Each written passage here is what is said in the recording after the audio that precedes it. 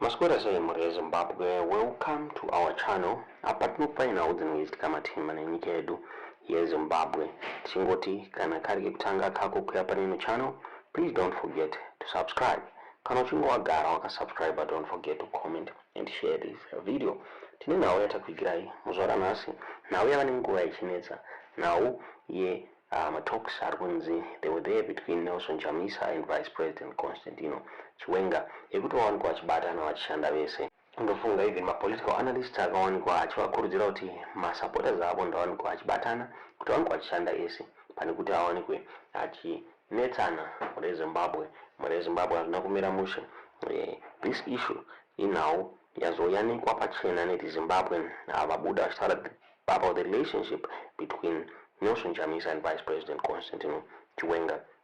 Vakabuda vachitaura vachiti every few months a similar wave crashes over Zimbabwe's political media.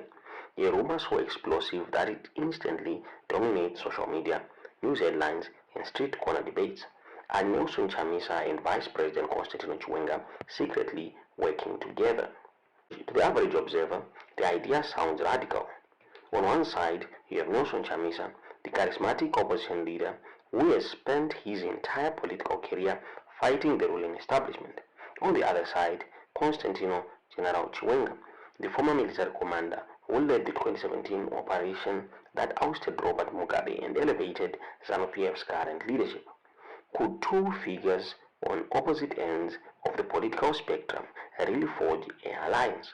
Or is this story one of the most calculated pieces of political propaganda in modern Southern African history?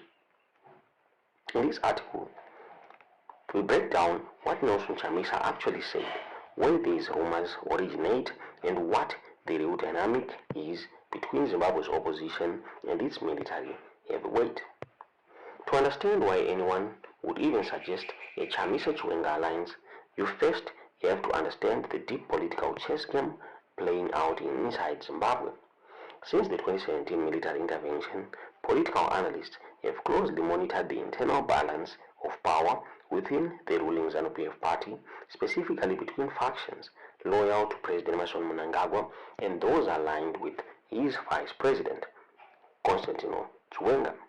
Whenever internal friction within the ruling party reaches a boiling point, whether over economic policy, cabinet posts, or presidential succession, political commentators begin asking a crucial question: where does the opposition fit into this equation?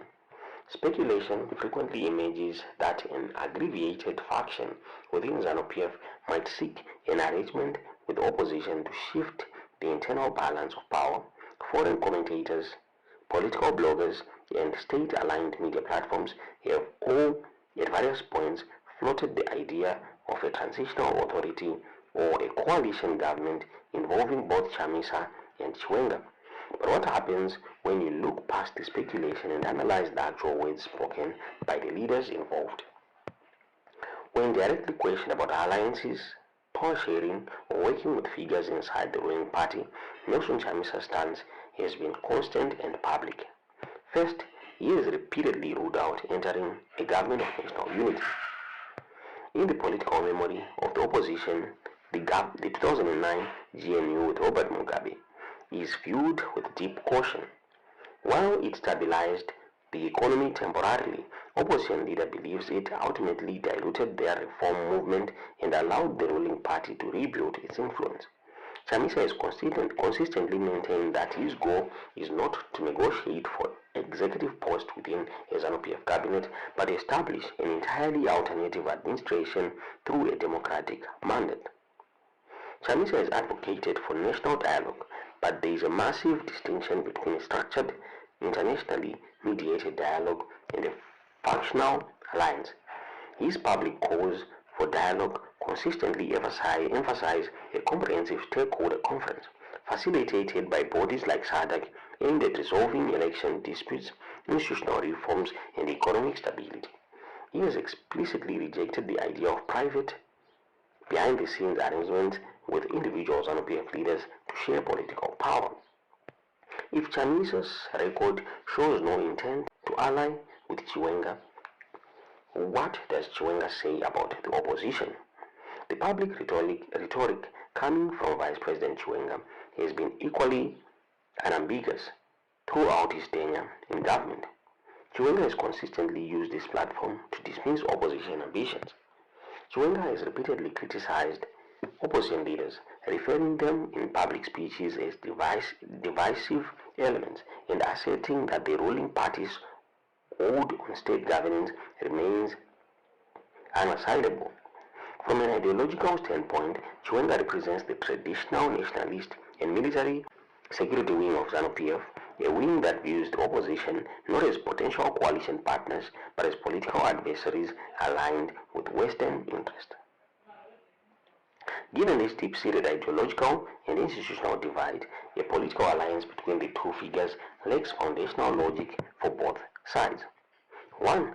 For Chamisa, partnering with the core architect of the ruling establishment would alienate his core voting base and undermine his platform as an agent of total political change. For Chiwenga, aligning with the opposition would forfeit his standing within ZANU-PF's core military and political hierarchy. If a Chamisa-Chiwenga alliance is so politically improbable, why does the narrative refuse to die?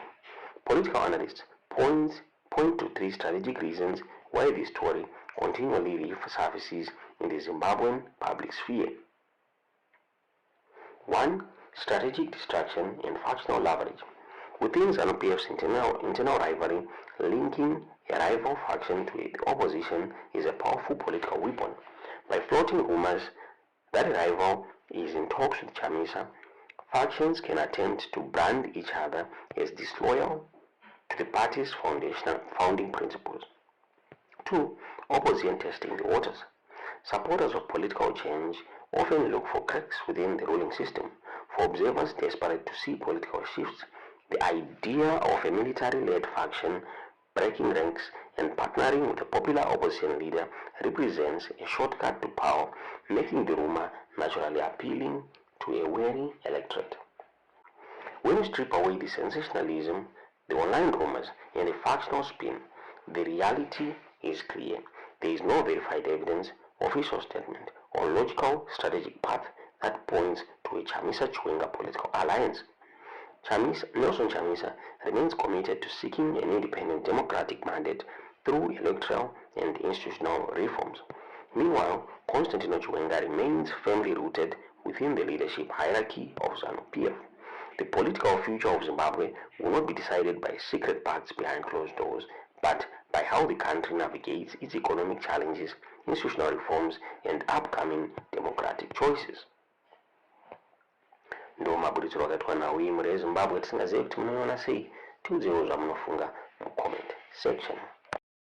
All your interventions have been to fight those who have been fighting against its enactment. Who has been fighting against its enactment, and to what extent did they succeed? And how have I fought them? So you must also be very clear that at times don't listen too much to failed people who sell you their failed and soiled propaganda about Nelson Chamisa, who has fought Mnangagwa and succeeded better than I have done.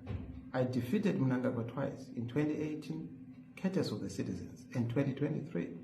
And nobody has done that. Nobody has that record. So how do they then come and say they are better off? And the man I defeated, and the man who has taken everything away from me, is the man I've sold out to. But of course, people can say whatever they want to say. My record speaks for itself. That's why people have confidence in us. They know that we are consistent. For the 3 decades I've been in this fight and in the trenches, I've never taken a cent of ZANU-PF. ZANU say sugar. You must understand that. When ZANU bribes you, they will advertise you. And those who have taken money from ZANU are known. But for me to be accused when I have scars and wounds because of this tyranny and dictatorship is regrettable. But of course it comes from my detractors who have never supported us. So yes, they will always say that because they hope that they will detach us from the people. But we're not in people's minds or people's lips. We are in people's hearts. We can't be taken away from the people's hearts. Some people say that you should have joined hands with the late Blessed Geza when he spoke about street protests. Who should have joined hands with the others? Geza should have joined hands with me, because we've been in these trenches. So Geza was saying something. He came to join us.